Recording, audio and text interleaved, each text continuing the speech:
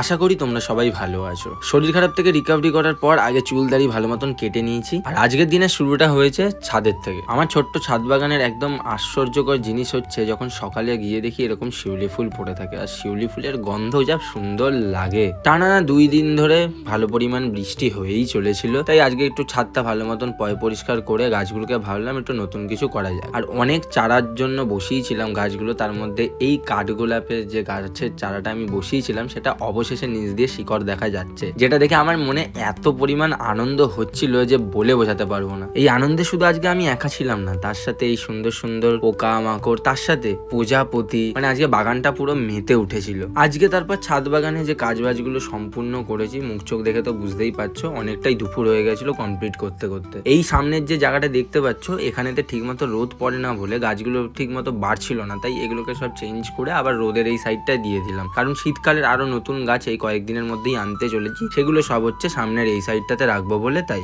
আজকের জন্য ছাদ বাগানের এইটুকুই কাজ। তো আবারও দেখা হচ্ছে পরের দিনের ব্লগে তোমাদের সাথে।